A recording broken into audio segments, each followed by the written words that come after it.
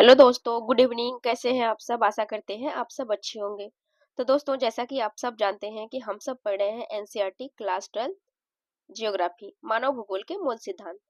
तो दोस्तों, इसके पहले हम 7th चैप्टर तक ऑलरेडी कंप्लीट कर चुके हैं।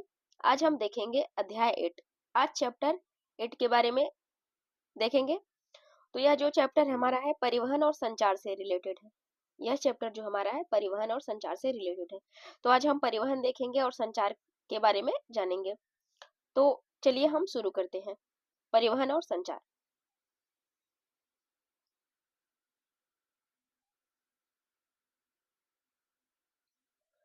तो प्राकृतिक संसाधनों, आर्थिक क्रियाकलापों और बाजार किसी एक ही स्थान पर पाया जाना दुर्लभ होता है। परिवहन संचार एवं व्यापार उत्पादन केंद्रों और उपभोग केंद्रों को जोड़ते हैं। विशाल उत्पादन और विनिमय की प्रणाली अत्यंत जटिल होती है। प्रत्येक प्रदेश उन्हीं वस्तुओं का उत्पादन करता है जिनके लिए वहां आदर्श दशाएं उपलब्ध होती हैं। ऐसी वस्तुओं का व्यापार एवं विनिमय परिवहन और संचार पर निर्भर करता है। इसी प्रकार जीवन का स्तर, जीवन की गुणवत्ता भी दक्ष परिवहन, संचार एवं व्यापार पर निर्भर करते हैं। प्रारंभिक अवस्था में परिवहन और संचार के साधन एक ही थे, परंतु आज दोनों ने सुस्पष्ट और विशेषीकृत स्वरूप प्राप्त कर लिया है। परिवहन योजक और वाहक उपलब्ध कराता है जिनके माध्यम से व्यापार संभव होता है। तो यह हो गया व्यापार। अब देखते हैं परिवहन के बारे में।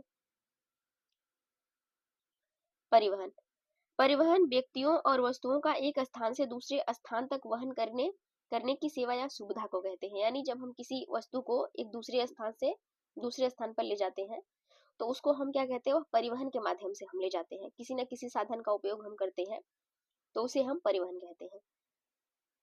जिसमें पशुओं पट, जिसमें मनुष्यों, पशुओं तथा विभिन्न प्रकार की गाड़ियों का प्रयोग किया जाता है। ऐसे गमनागमन स्थल तथा जल एवं वायु में होता है। सड़कें और रेल मार्ग स्थलीय परिवहन का भाग है, जबकि नौ परिवहन तथा जल मार्ग एवं वायु मार्ग परिवहन के अन्य दो प्रकार हैं। पाइपलाइनें पेट्रोलियम, प्राकृतिक गैस और तरल अवस्था में अयस्कों जैसे पदार्थों का परिवहन करती है।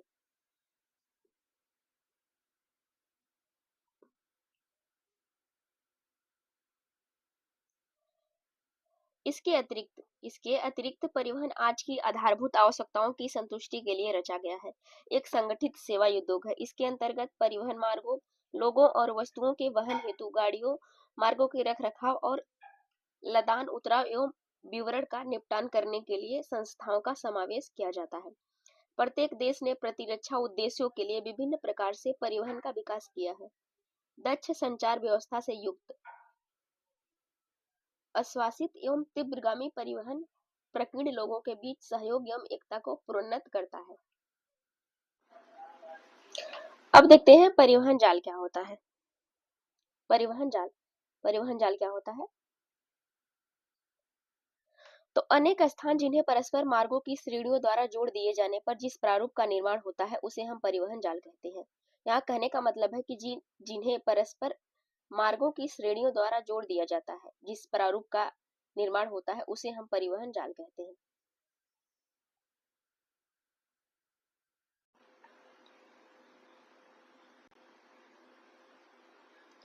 अब देखते हैं परिवहन की विधाएं। विश्व परिवहन की प्रमुख विधाएं, जैसा कि आपने पहले बताया जा चुका है कि स्थल, जल, वायु और पाइपलाइन है। इनका प्रयोग अंतर प्रादेशिक तथा अंतराप्रादेशिक परिवहन के लिए किया जाता है। पाइपलाइन को छोड़कर प्रत्येक यात्रियों और माल दोनों का वहन करता है। किसी विधा की सार्थकता परिवहित की जाने वाली वस्तुओं और सेवाओं का प्रकार है। परिवहन की लागतों और उपलब्ध विधा पर निर्भर करती है। वस्तुओं के अंतरराष्ट्रीय संचलन का निपटान भारवाही जलयानों द्वारा किया जाता है। कम दूरी एवं एक घर से दूसरे घर की सेवाएं प्रदान करने में सड़क परिवहन सस्ता एवं तीव्रगामी है। किसी देश के भीतर स्थूल किसी पदार्थों के विशाल परिमाण को लंबी दूरियों तक परिवहन करने के लिए रेल सर्वाधिक अनुकूल साधन है। उच्च मूल्य वाली हल्की तथा नाशवान वस्तुओं का वायु मार्गों द्वारा परिवहन सर्वश्रेष्ठ होता है। परिवहन हेतु वायु यातायात अच्छी विधि है। एक सुप्रबंधित परिवहन तंत्र में ये विभिन्न विधाएं एक दूसरे की पूरक होती है। अब देखते हैं सड़क परिवहन।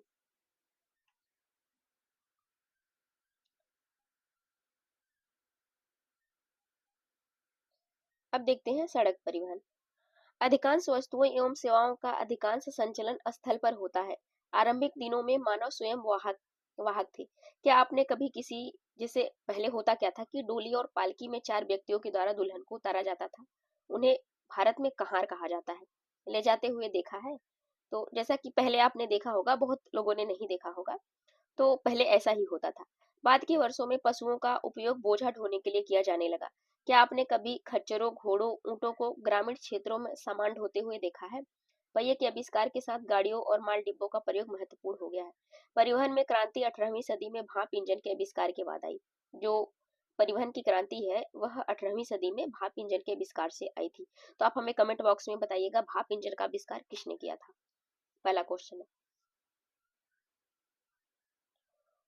संभवतः प्रथम सार्वजनिक रेल 1825 में उत्तरी इंग्लैंड के स्कॉटन और लडिगटन स्थानों के मध्य प्रारंभ हुआ और उसके बाद ही रेल मार्ग 19वीं शताब्दी में परिवहन के सर्वाधिक लोकप्रिय और तीव्रतर प्रकार बन गई।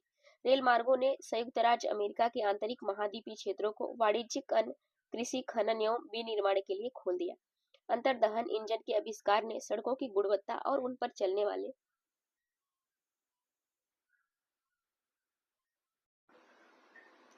यहाँ पर देखिए एक चित्र दिया गया है कि ऑस्ट्रिया में, चित्र संख्या 8.1, ऑस्ट्रिया में रज्जु मार्ग एवं तार गाड़ियां यहाँ पे देखिए दिखाई गई है, इस तरीके से चलती थी। तो परिवहन का यह साधन प्राय तीव्र ढाल वाले पर्वतों, खानों में पाया जाता है जहाँ सड़कें निर्माण उपयुक्त नहीं है। जैसे रोपवे हो जाता है, रोपवे का निर्माण इस टाइम होता नहीं, पाइपलाइन जो है उसके माध्यम से किया जा रहा है पहाड़ी क्षेत्रों में, पर्वतीय क्षेत्रों में। तो वाहनों जैसे कार, ट्रक इत्यादि के संदर्भ में सड़क परिवहन में क्रांति ला दी है। स्थल परिवहन के अंतर्गत नवीनतम विकास के रूप में पाइपलाइनों, राजमार्गों, तार मार्गों को रखा जाता है। तरल पदार्थ जैसे खनिज तेल, जल, ओमल और नाली मल का परिवहन पाइपलाइनों द्वारा किया जाता है। रेल मार्ग, समुद्री पोत, बजरे, नौकाएं, मोटर, ट्रक और पाइपलाइनें बड़े मालवाहक है। सामान्यतः मानव, कुली, बोझा ढोने वाले पशु, गाड़ियां अथवा माल डिब्बे जैसे पुराने और प्रारंभिक रूप परिवहन के सर्वाधिक खर्चीले साधन है, जबकि बड़े मालवाही सस्ते पड़ते हैं। विशाल देश के आंतरिक भागों में पाए जाने वाले आधुनिक जलमार्गों और वाहकों को संपूरकता प्रदान करने में इनका बहुत महत्व है। भारत और चीन के सघन बसे जिलों में आज भी मानव कुलियों और मनुष्यों द्वारा खींची जाने वाली गाड़ियों से होने वाले स्थल परिवहन का प्रचलन है। बोझा ढोने वाले पशु।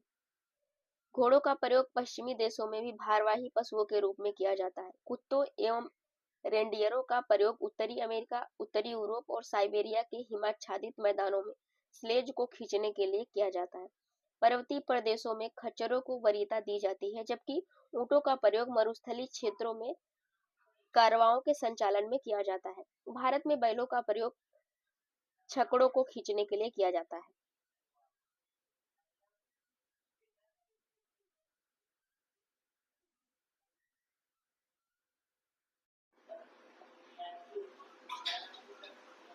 अब यहाँ पे देखिए एक चित्र दिया गया है 8.2, यूथोपिया के गांव के तेफक्की में घोड़ा गाड़ी। यहाँ पे देखिए घोड़ा गाड़ी का चित्र दिया गया, ये यूथोपिया का एक चित्र है।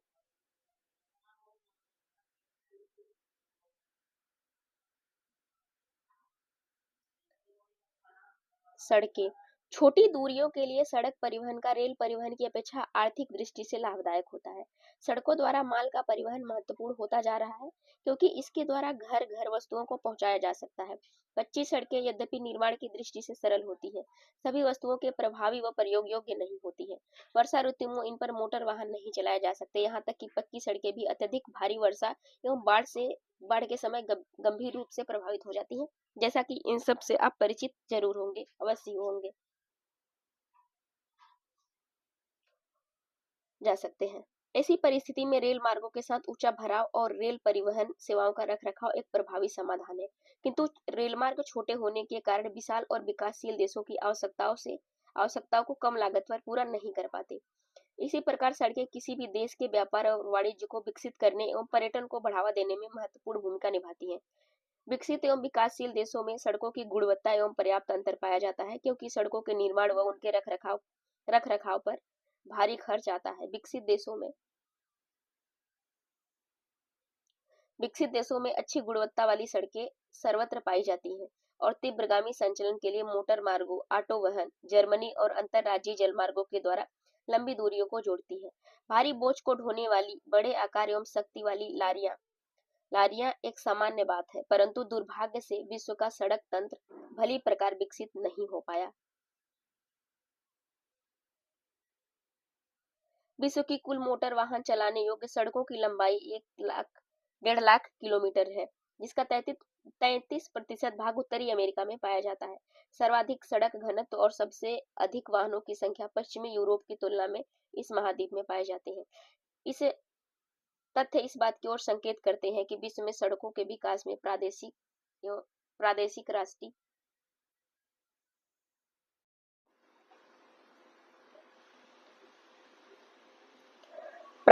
राष्ट्रीय, अंतर्राष्ट्रीय और महाद्वीपीय स्तर पर समानता के स्थान पर असमान वितरण पाया जाता है।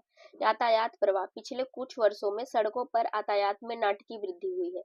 जब सड़क तंत्र यातायात की जरूरतों के अनुरूप विकसित न हो पाए तो सड़कों पर संकुलन बढ़ जाता है।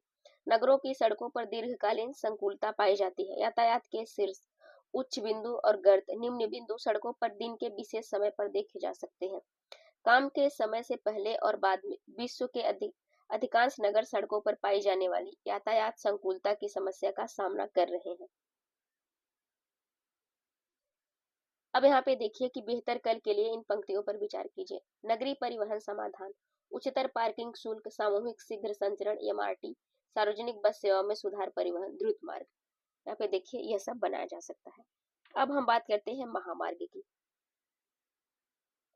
महामार्ग तो महामार्ग दूरस्थ स्थानों को जोड़ने वाली पक्की सड़कें होती हैं। इनका निर्माण इस प्रकार से किया जाता है कि अबाधित रूप से यातायात का आवागमन हो सके। यातायात के अबाधित प्रवाह की सुविधा के लिए अलग अलग यातायात लेन, पुलों, फ्लाईओवरों और दोहरे वाहन मार्गों से युक्त है। 80 मीटर चौड़ी सड़कें होती हैं। विकसित देशों में प्रत्येक नगर और पत्तन नगर महामार्गों द्वारा जुड़े हुए होते हैं।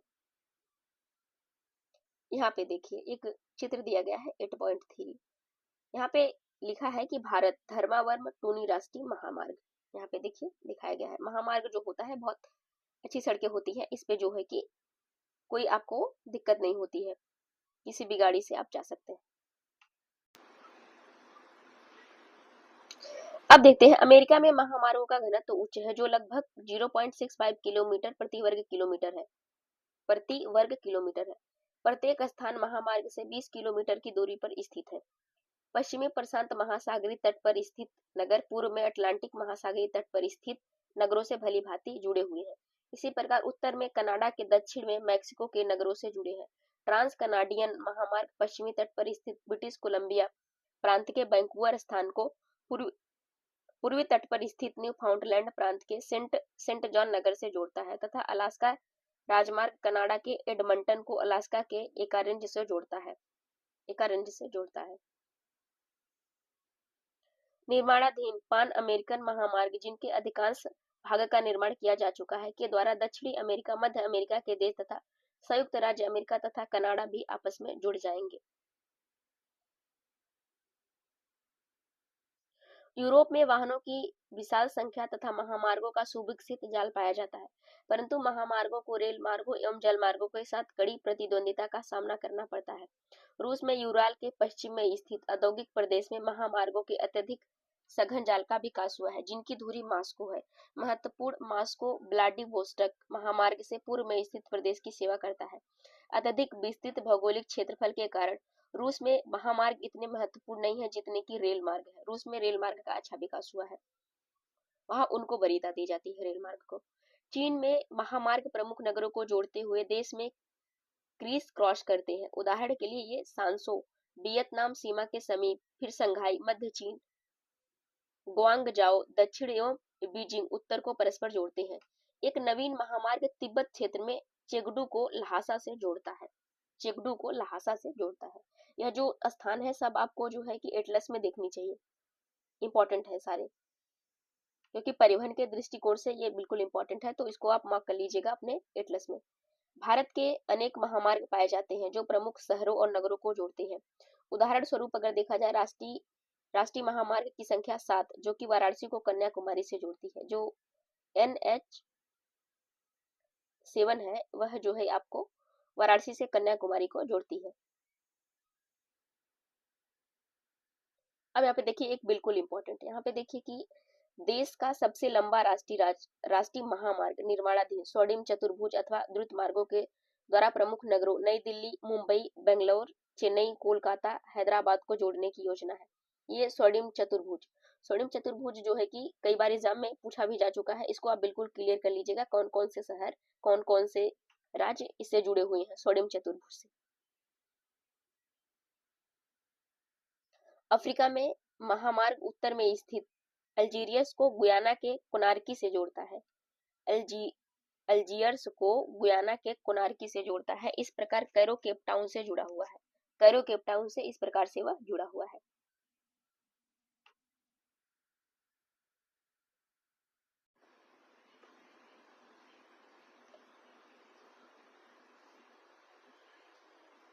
अब आगे देखते हैं सीमावर्ती सड़कें। अंतरराष्ट्रीय सीमाओं के सहारे बनाई गई सड़कों को सीमावर्ती सड़कें कहा जाता है। ये सड़कें सुदूर क्षेत्रों में रहने वाले लोगों को प्रमुख नगरों से जोड़ती हैं और प्रतिरक्षा प्रदान करने में महत्वपूर्ण भूमिका निभाती हैं। प्राय सभी देशों में गांव एवं सैन्य शिविरों तक वस्तुओं को पहुंचाने के लिए ऐसी सड़कें बनाई जाती हैं। देखते हैं रेल मार्ग। रेल मार्ग लंबी दूरी तक स्थूल वस्तुओं और यात्रियों के स्थल परिवहन की विद्या है। रेल लाइनों की चौड़ाई गेज प्रत्येक देश में अलग अलग पाई जाती है, जिन्हें सामान्यतः बड़ी 1.5 मीटर से अधिक मानक 1.44 मीटर लाइन यानी 1 मीटर से छोटी लाइन में वर्गीकृत किया जाता है। मानक लाइन का उपयोग ब्रिटेन में किया जाता है। मानक लाइन का जो उपयोग है वह ब्रिटेन में किया जाता है। अब देखिए हम दैनिक जो आवागमन के साधन कौन कौन से हैं। दैनिक आवागमन में की रेलें ब्रिटेन, संयुक्त राज्य अमेरिका, जापान और भारत में अत्यधिक लोकप्रिय है। ये दैनिक गाड़ियां नगरों में प्रतिदिन लाखों यात्रियों को ले जाती हैं और ले आती हैं। विश्व में लगभग 13 लाख किलोमीटर लंबी रेल यातायात मार्ग है, अगर विश्व में देखा जाए तो। यहाँ पे देखिए वियना के ट्यूब रेल, यहाँ के देखिए वियना का एक चित्र है, यह ट्यूब रेल है वियना की। यूरोप में विश्व का सघनतम रेल तंत्र पाया जाता है, जहां रेल मार्ग लगभग 4,40,000 किलोमीटर लंबे हैं, जिनमें से अधिकांश दोहरे अथवा बहुमार्गी हैं। बेल्जियम में रेल घनत्व सर्वाधिक अर्थात 6.5 वर्ग किलोमीटर क्षेत्र पर लगभग 1 किलोमीटर पाया जाता है। औद्योगिक प्रदेश विश्व के कुल सर्वाधिक घनत्व का प्रदर्शन करते हैं। लंदन, पेरिस, ब्रुसेल्स, मिलान, बर्लिन और वर्सा महत्वपूर्ण रेल केंद्र है। इंग्लैंड में स्थित यूरोटनल ग्रुप द्वारा प्रचलित सुरंग मार्ग लंदन को पेरिस से जोड़ता है। महाद्वीप पारी रेल मार्ग वायुयानों और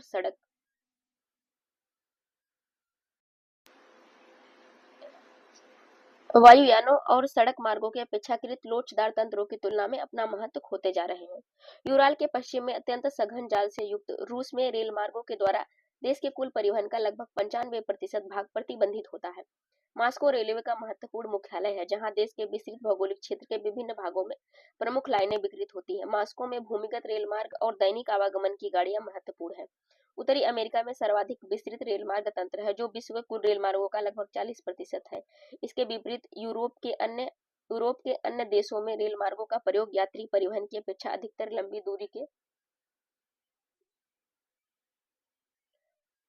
दूरी के स्थूल पदार्थों जैसे अयस्क, अनाज, इमारती लकड़ी, मशीनरी आदि के परिवहन हेतु अधिक होता है। सर्वाधिक सघन रेल तंत्र पूर्वी मध्य संयुक्त राज्य अमेरिका उससे संलग्न कनाडा के उच्च औद्योगिक एवं नगरीय प्रदेश में पाया जाता है। कनाडा में रेल मार्ग सार्वजनिक सेक्टर में है और पूरे विरल जनसंख्या वाले क्षेत्रों में वितरित है।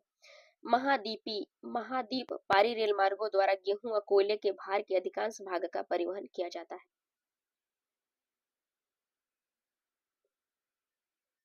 ऑस्ट्रेलिया में लगभग 40,000 किलोमीटर लंबे रेल मार्ग हैं, जिसका 25% अकेले न्यू साउथ वेल्स में पाया जाता है। पश्चिमी पूर्वी ऑस्ट्रेलिया राष्ट्रीय रेल मार्ग पर्थ से सिडनी तक एक छोर से दूसरे छोर तक जाती है।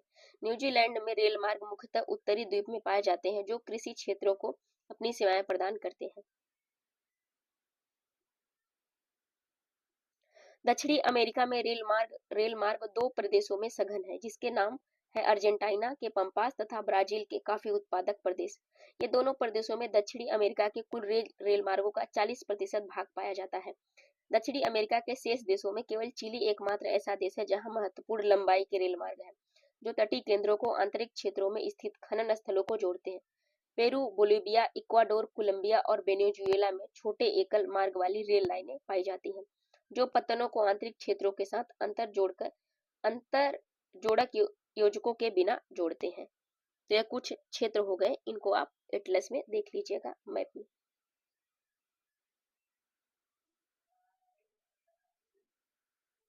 जहाँ केवल एक पारी रेल मार्ग है, जो एंडीज पर्वतों के पार 3900 मीटर की ऊंचाई पर अवस्थित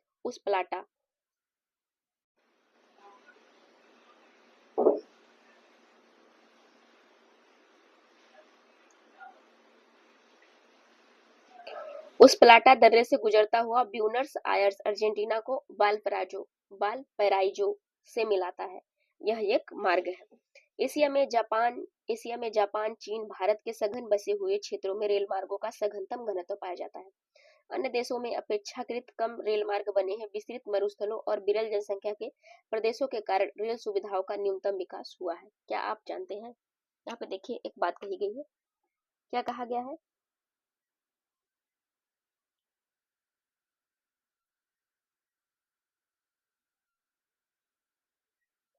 अब यहाँ पे आगे देखते हैं कि दूसरा विशालतम महाद्वीप होने के बावजूद अफ्रीका में केवल 40,000 किलोमीटर लंबे रेल मार्ग हैं, जिनमें से सोने, हीरे के सांद्रण और तांबा खनन क्रियाकलापों के कारण अकेले दक्षिण अफ्रीका में 18,000 किलोमीटर लंबे रेल मार्ग हैं।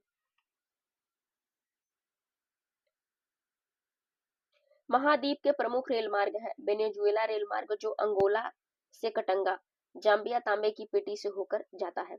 दूसरा है तंजानिया रेल मार्ग, जाम्बिया ताम्र पेटी तट पर स्थित दारेशलम तक। बोस्वाना और जिम्बाब्वे से होते हुए रेल मार्ग, जो स्थलरुद्ध राज्यों को दक्षिण अफ्रीका के रेल तंत्र से जोड़ता है। पांचवा है दक्षिण अफ्रीका गणतंत्र में केप टाउन से प्रोटेरिया ब्लू ट्रेन। अब देखिए यहाँ पर कुछ अन्य स्थानों पर, जैसे Algeria, Senegal, Nigeria, Kenya, Ethiopia में रेल मार्ग पत्तन नगरों के आंतरिक केंद्रों से जोड़ते हैं, परंतु अन्य देशों के साथ अच्छे रेल तंत्र रचना नहीं करते हैं।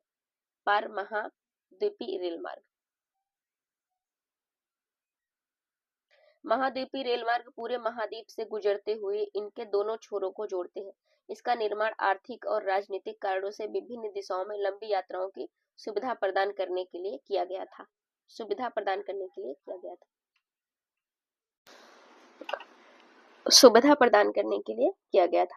अब देखते हैं कि पार साइबेरियन रेल मार्ग। तो रूस का यह प्रमुख रेल मार्ग पश्चिम में सेंट पीटर्सबर्ग से पूर्व में प्रशांत महासागर तट पर स्थित व्लादिवोस्टक तक Moscow, Kazan, Tumin, novo Novosibirsk, चिता और जो खबरोवस्क से होता हुआ, जैसा कि चित्र 8.5 में दिया गया है, इसको हम अभी देखेंगे। मोस्ट इंपॉर्टेंट है पार साइबेरियन रेल मार्ग। कौन कौन से स्थान उसके बीच में पड़ते हैं, कौन सा उसका जो रेल स्टेशन है, कहाँ पे कौन सा शहर बसा हुआ है, इसको देखेंगे क्या विशेषताएं हैं। यह एशिया का सबसे महत्वपूर्ण और विश्व का सर्वाधिक लंबा दोहरे पथ से युक्त विद्युतीकृत पारमार्गी रेल मार्ग है। इसको याद कीजिएगा, इंपॉर्टेंट है बिल्कुल। रेल मार्ग है, कितना लंबा है? सर्वाधिक लंबा 9,922 किलोमीटर। दोहरे पथ से युक्त है, एक तो बिजली से निर्मित है। यह जो पार महाद्वीपीय रेल मार्ग है, कहाँ पर है यह? अब जैसा कि जानते हैं, रूस का सबसे महत्वपूर्ण, पश्चिम में यह सेंट पीटर्सबर्ग और पूर्व में प्रशांत महासागर तट पर स्थित व्लादिवोस्टक तथा मॉस्को और कुछ शहर जैसे हैं कजान, ट्यूमिन, नोवोसिबिर्स्क, यह सब हो गए। इसने अपने एशियाई प्रदेश को पश्चिमी यूरोपीय बाजारों से जोड़ता है। यह रेल मार्ग यूराल पर्वतों, ओब और एनिसी नदियों से गुजरता है। यह जो रेल मार्ग है यह यूराल पर्वत, ओब और एनिसी यह नदियों से गुजरता है। चीता एक महत्वपूर्ण कृषि केंद्र और इर्कुटस्क यह कृषि कृषि केंद्र है और इर्कुटक इर्कुटस्क एक फर केंद्र है। इस रेल मार्ग को दक्षिण से जोड़ने वाले योजक मार्ग है। यह जो इर्कुटस्क हो गया और यहाँ पे देखिए चिता, चिता जो है यह एक सिटी है, एक शहर है। यह चिता चिता नहीं है, मार्ग भी है। जैसे यूक्रेन में है उटन बटूर, मंगोलिया में है, और रोन्यांग जो मकदेन चीन में बीजिंग की ओर। तो यह सब जो है आपका पार महाद्वीपीय कैनेडियन के जो पार साइबेरियन रेल मार्ग के भाग है। अब देखते हैं हम पार कैनेडियन रेल मार्ग। यहाँ पे जैसा कि सबसे पहले हम देख लेते हैं चित्र 8.5 अच्छे से, बिल्कुल इसको ध्यान से समझने की कोशिश कीजिएगा आप सब। तो देखते हैं, देखिए यहाँ पर यह हो गई हमारी पार साइबेरियन रेल मार्ग। तो जैसा कि अभी हमने पढ़ा कि जो उसकी शुरुआत होती है सेंट पीटर्सबर्ग से शुरुआत होती है, जो इसका लास्ट स्टेशन है वह व्लादिवोस्टॉक हो गया। तो यहाँ से यह रेल मार्ग जो है कि चलती है, सबसे लंबी रेल मार्ग है यह, यहाँ से लेकर यह चलती है। तो इसमें इसके बीच में कुछ जो शहर आएंगे उस शहर को हम देख लेते हैं। यहाँ पे आपका बाल्टिक सागर हो गया, यहाँ पे देखिए ओखोटस्क सागर हो गया। तो यह जो है कि रूस की सबसे बड़ी रेल मार्ग है। तो सबसे पहले हम देखते हैं कि आपका यहाँ पे देखिए सेंट पीटर्सबर्ग हो गया, यहाँ पे देखिए दूसरा है शहर मास्को हो गया, तीसरा जो है कि आपका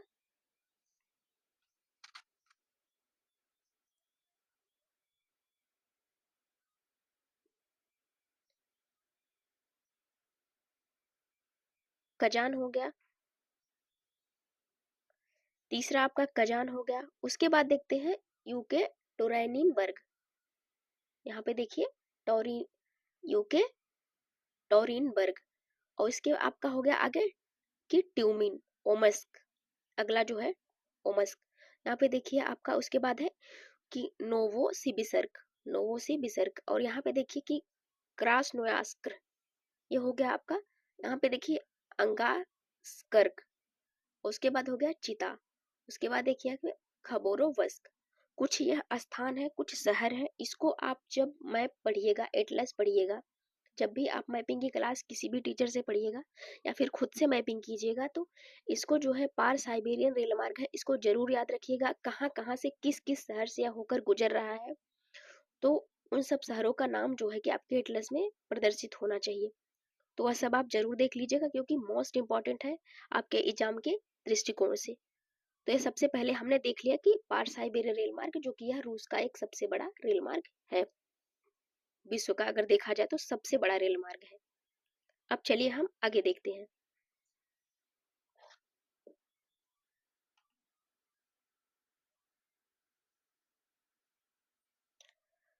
अब यहाँ पे एक दूसरी रेल मार्ग है, कौन सी है कि पार कैनेडियन रेल मार्ग। तो कनाडा की यह 7050 किलोमीटर लंबी रेल लाइन पूर्व में हैलिफैक्स से आरंभ होकर मॉन्ट्रियल, ओटावा, विनिपेग और विनिपेग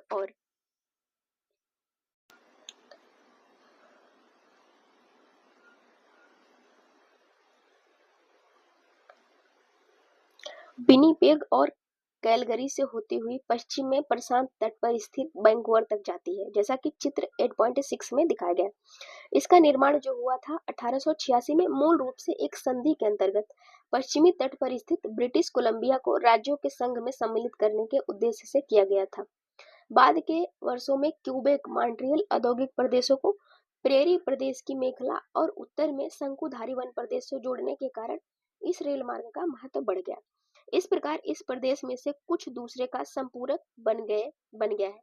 विनिपेग से थंडर खाड़ी, सुपीरियर झील तक यह समृद्ध मार्ग इस रेल लाइन को विश्व के सर्वाधिक महत्वपूर्ण जलमार्गों में से एक से गेहूं तथा मांस मार्ग द्वारा प्रदान किए जाने वाले महत्वपूर्ण निर्यात है।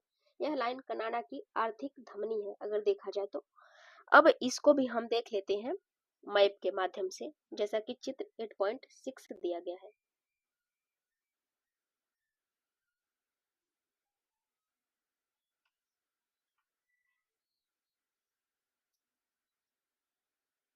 यही हो गया आपका, यहाँ पे देखिए पार कैनेडियन, यह रेल मार्ग है।